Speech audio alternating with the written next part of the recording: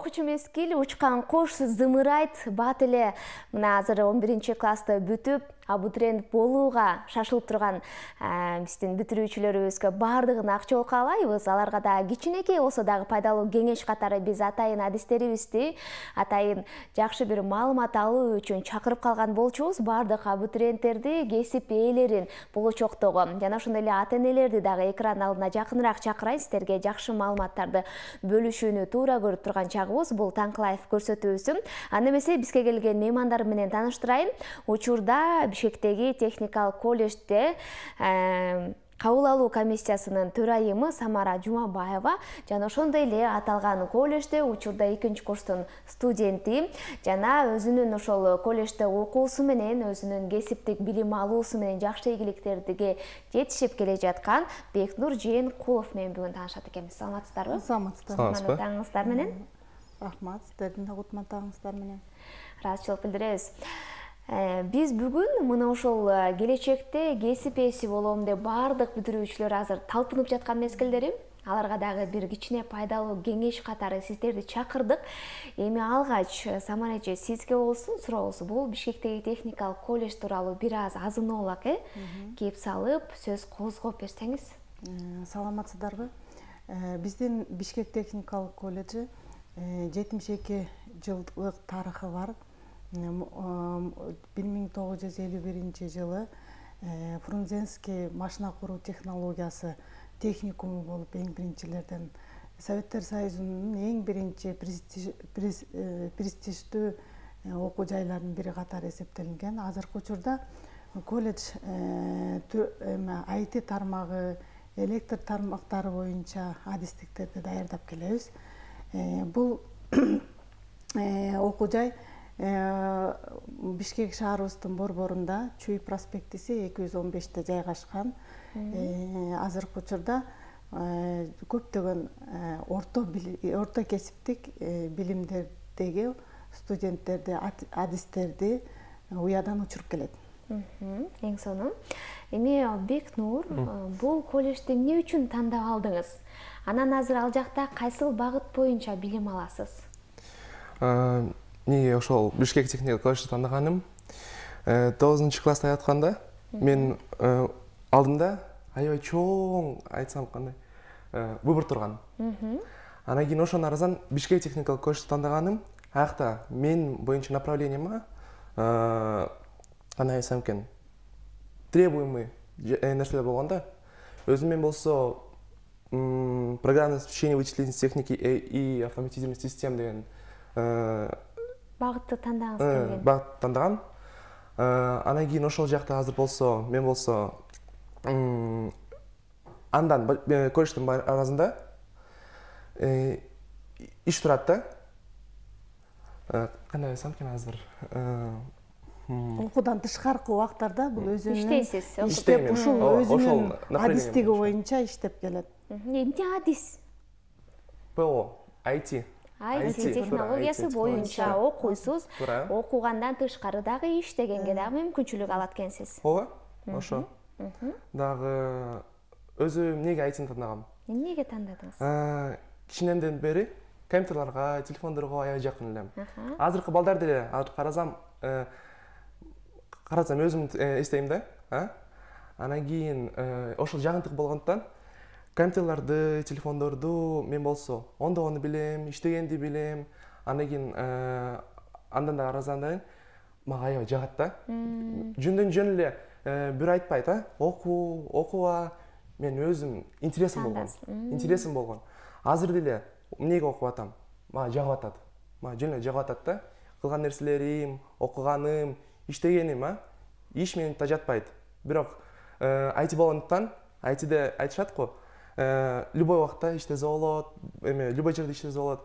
Туура, баары туура. Бирок билсең, билсең. Бирок ошол үчүн кээ моменттерде кечинде иштеп каласың, убакытты туура эмес койсоң, кечинде иштеп каласың, эртең менен эрте иштеп каласың. Убакытты жакшы коюп турсаң, өзүңө аябай удобно болот. Анан кийин оңой эле иштей берсең болот. Ошон болсо 2 жылдын арасында кичине ошону опыт алып атам да, кандай кылсам экен деп.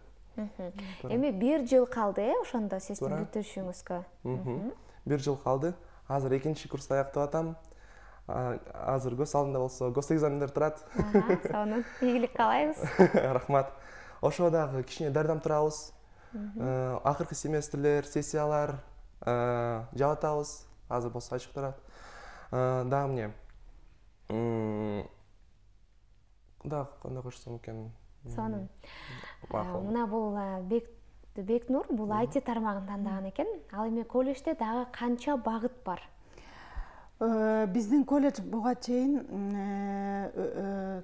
электр менен жабдуу, электр станциялар жана системалары, машина куруу технологиясы, ачыктоо кеңештери тармактар боюнча да адистерди даярдап келебиз. Андан тышкары быйылкы ошол автоматташтырылган системалардын коопсуздугу.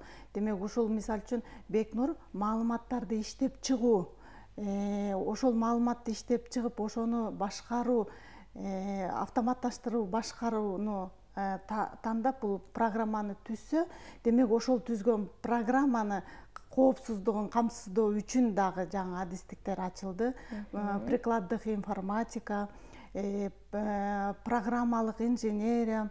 Ушул мындайча айтканда быйылкы окуу жылынан баштап 2023-24 окуу жылынан баштап биз көбүнчө IT тармагына басым жасап жатабыз. Анткени бул 21 кылымдын эң негизги кесиптери десек жаңылышпаймын. Андан тышкары машина куруу технологиясы. Азыркы учурда машина куруу технологиясында бир кездерде бул адистикке аябагандай балдардын, абитуриенттердин кызыгуусу солгундап калганда, андыктан азыркы 2 жылдан бери бул адистикке көңүл буруп, аябай кызыккан балдар көп болуп атат. Бул жакшы жашаан деп эме кылабыз. Мисалы үчүн жакында эле Сокулукка дагы ушу машина куруу боюнча президентибиз завод ачылат дегендей кылып ачылышын жасады го. Ошол себептен бул дагы чоң стимул болсо керек абитуриенттерге. Андан тышкары ачыктоо кеңештери боюнча адистерди жаап келебиз. Эми Кыргызстан толуу өлкө болгондуктан биз кендерге бай экенбиз. Демек, ошол кендерди өзүбүздүн балдар өндүрүп, ошол жерди иштетип турган бул эң жакшы жетишкендик го. Сонун. Анан бул техникалык колледжде өзүңүз айткандай эле багыттары көбүн эсе мырзаларга багытталган экен да? Айымдарга деле багытталган багыттары барбы? Анан айымдар, кыздар тандашабы? Мындайча айтканда, бул студенттердин көбүнүн 90% эркек балдар, мырзалар түзөт. Азыркы 21 кылымда отпайлы, ошого программаларды иштеп чыгуу, маалыматтарды иштеп чыгуу боюнча кыз балдар да аябай кызыгып келишет. Ошол кыз балдардын ар бир группада азыркы учурда 5 кыздан 6 кыздар окуп жатышат. Бул эми бара-бара бул көрсөткүч өсөт деп ойлойбуз. Анткени кыз бала деле эркек баладан артык программа түзө алат экен. Ооба. Бекнур, сиз бир күндө канча убактыңызды окууга, канча убактыңызды жумушка арнайсыз? Мындай айтсам, эртең менен саат 2-ге чейин мен болсо колледжде турам, окуйбуз. Андан кийин мен болсо 2 ишим бар. Студияда иштейм. Разные программное обеспечение жасайбыз, кылабыз, сатабыз, анан под заказ дагы разный софт кылабыз. Анан экинчи мен мугалим жардамчысы болуп иштейм. Башка баларды окутуп, жардам берип, суроолоруна жооп берем. Кандай болсо бул нерсени кандай кылсам экен деп, ойлорун болсо направляю. Вот.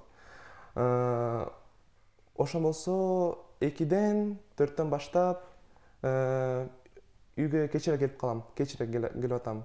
11-лерге, 10-дорго келем да өзү. Бирок мен болсо кийинки айткандай жагып атат. Мен болсо азыр иштеп атам, ошого будущем мен ошон бүт кетирген убакытым өзүм айтып атам, оправдывается десем. Ошо пусть оправдается и все будет хорошо. Конечно. Анан азыр сиз орточо эсеп менен канча каражат табасыз?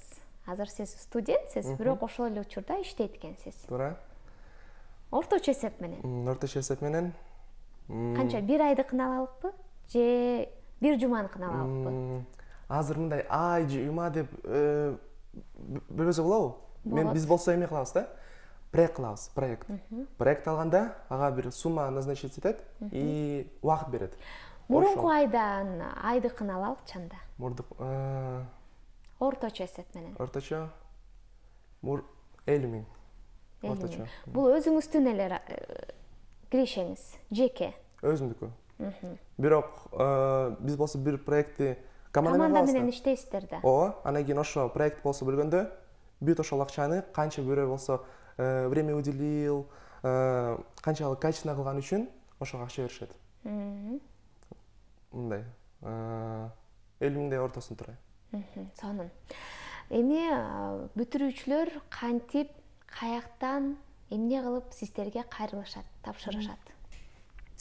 Бул азыркы учурда эң орчундуу суроо абитуриенттер үчүн. Мынакей мамлекеттик бүтүрүү эзамдерин тапшыргандан кийин ар бир мектеп окуучусу, бүтүрүүчү бул учурда жанагы 11-класс биздин окуу жай мындайча айтканда 9-класстын базасында, анан 11-класстын базасында абитуриенттерди кабыл алабыз. Буну аттестаттын 11-классты бүткөн абитуриент аттестаттын, ал эми 9-классты бүткөн бүтүрүүчү жалпы билим берүү боюнча күбөлүк берилет. Ошол күбөлүгүнүн негизинде азыркы учурда автоматташтырылган системалар болуп калбады. Ошону онлайн, электрондук онлайн режимде кабыл алабыз. Бул азыркы учурда министрликтин буйругу берилет. Ошонун буйругун боюнча канча тур болот. Ошол турга жараша студенттерди, абитуриенттерди кабыл алабыз. Эми бүтүп жаткан бүтүрүүчү бул онлайн 2020 edu.gov.kg автоматташтырылган электрондук системага онлайн режимде катталып документтерин каттаса болот. Ал үчүн сөзсүз ал абитуриенттин жеке номери, жана ИНН деп коет байлы, ошол номери болуш керек. Ошол номеринин негизинде гана ал катталууга мүмкүнчүлүк алат. Мен бүтүрүүчүмүн. Мен колледж тандагым келип атат. Телефонуман деле же компьютерден деле Google'га кирем. Анан сайтты жазамбы? Сайтты жазасыздар.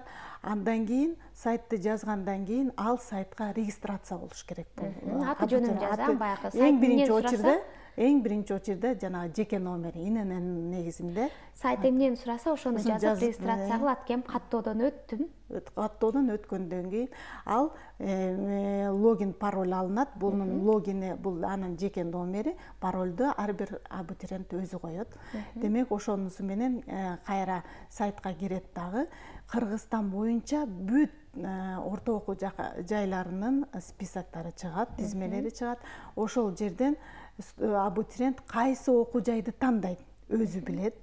Ал окуу жайды тандаган соң, ошол окуу жайды тандагандан кийин, сиздердин окуу жайды тандады, анан биздин окуу жайды тандагандан кийин Бишкек техникалык ошолду тандагандан кийин анын адистиктери чыгат. Демек, кайсы адистиктерге бюджеттик бөлүмдө канча орун берилген, контракт төлөө боюнча канча орун берилген, ошолор боюнча маалымат алат дагы, анан конкреттүү түрдө бир адистикти тандаш керек. Ал конкреттик түрдө бир адистикти тандагандан кийин, бул ошол адистикти тандайт дагы, анан өзүнүн өздүгүн тастыктаган же паспорту, же болбосо туулган тууралуу күбөлүгүн жүктөш керек.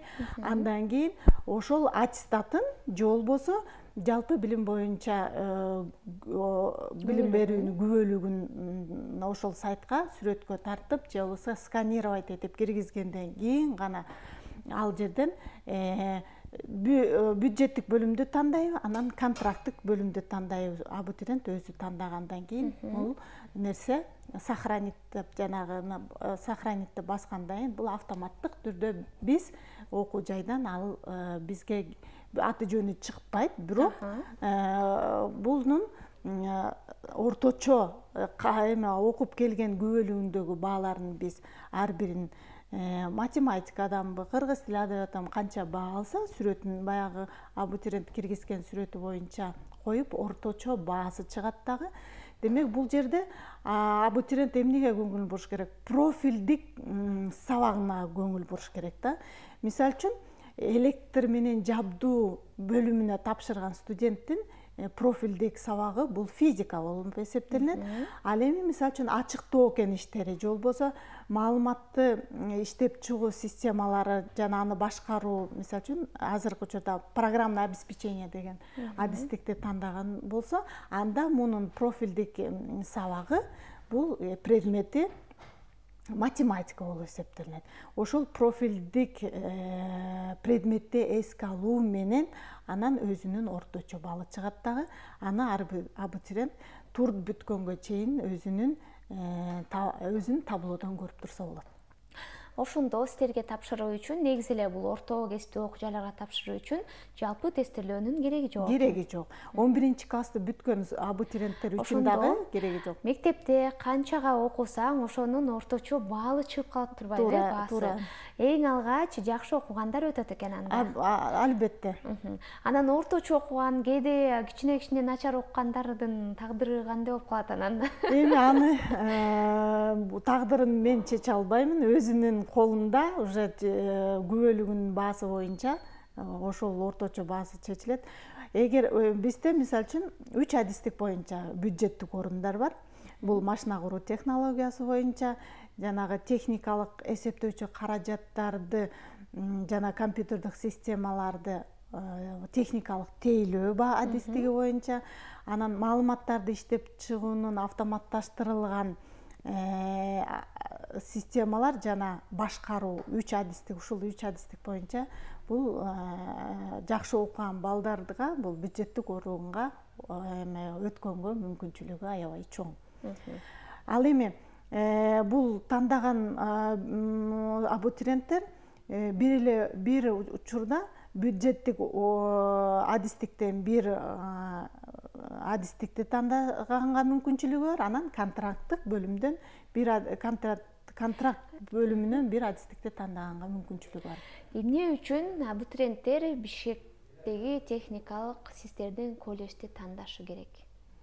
Анткени азыркы учурда мезгилдин талабына калбай, жаңы материалдык базабыз дагы биздеки аябай. Ошол менин мындайча айтканда азыркы күндө жооп берүүчү кесиптер ошону менен катар ошол адистиктерди жакшы даярдоого бизде материалдык база аябай чоң.